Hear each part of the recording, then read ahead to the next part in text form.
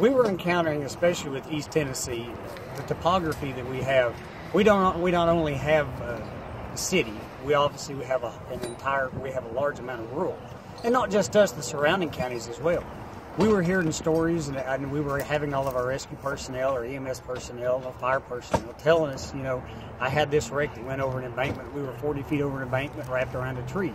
I had one where a patient was ejected and was up under the vehicle, and it was down over an embankment. We had a car up on a car. We had one on an interstate where it was the roof was caved in and it was rolled up onto the Jersey barrier, or up on top of the cable barrier, and we actually had to tunnel through the back of it. New car construction, we're having to learn that we can't go in our normal ways. What we used to do, we can't do anymore. All these things were coming to light, and we knew that we had to come up with something different. We had to build a program. We had to better prepare our people for what they were going to see in the field.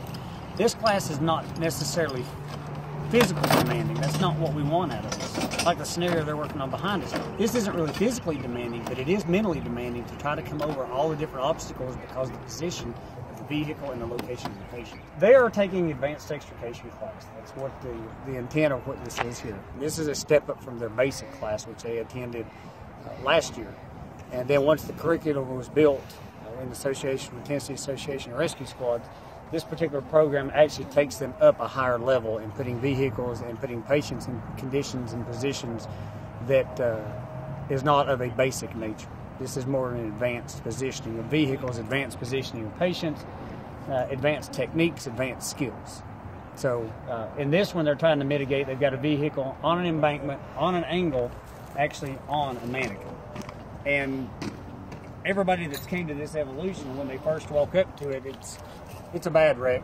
But then when they look at the complexities involved in just the position of this vehicle, they realize this is going to take a whole lot more than what they're normally doing. TARS stands for Tennessee Association of Rescue Squads. They travel throughout the state providing all agencies training in multiple disciplines.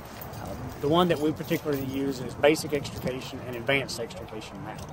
So that's what they're getting today. They're getting advanced extrication, and it's a certifying class through the TARS, the Tennessee Association of Rescue Squads. This is a program that was in place by TARS, but had been kind of neglected over time. It didn't actually come back to light until we came to them and we said that there was a need for this. It had been basically over 5 years before it had been revamped to the condition that it is now. And we went to them and we reached out and told them that something desperately needed to be done.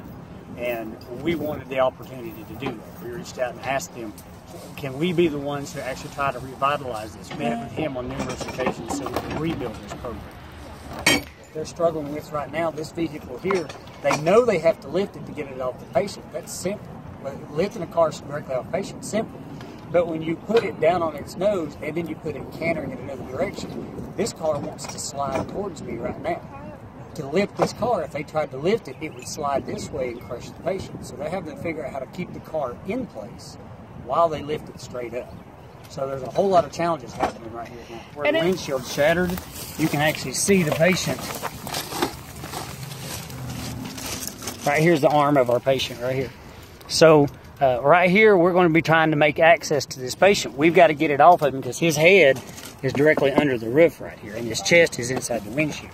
So what we have to do is we have to try to make sure we keep contact with the patient.